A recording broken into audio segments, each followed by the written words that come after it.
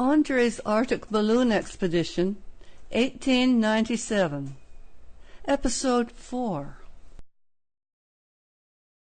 The three explorers, Andrée, Frænkel and Strindberg, have left the wreck of their balloon on the Arctic ice. After a long and difficult trek over the frozen ocean, they are living in their ice house on a large ice floe.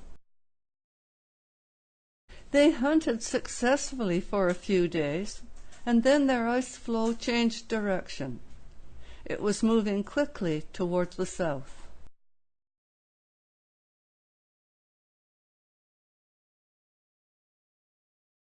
As their floe drifted, other floes crashed and banged against it. The noise and shaking of their floe made sleep impossible. They worried, too, that the violence of the collisions would break up their ice floe. They hoped that soon more open water would allow them to fish from the sea.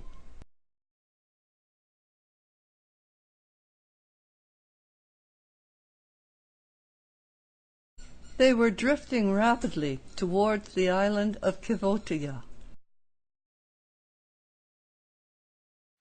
Kvitoya means White Island.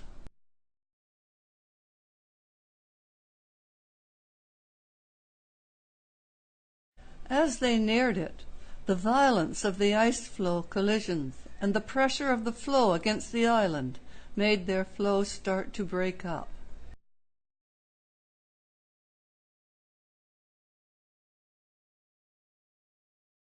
The island was mostly ice and snow, but it had a few rocky, snow-free areas.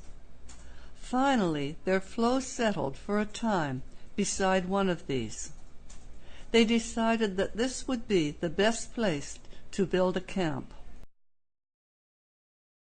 It took them several days to carry their food and equipment onto the island's rocks. Then they began to build a snow house, where they hoped to survive the winter.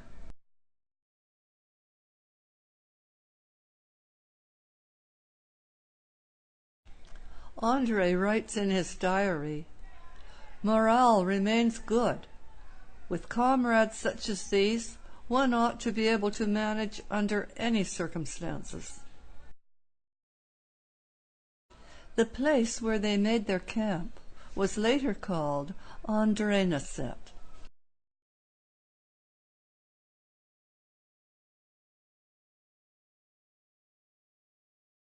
Watch episode 5.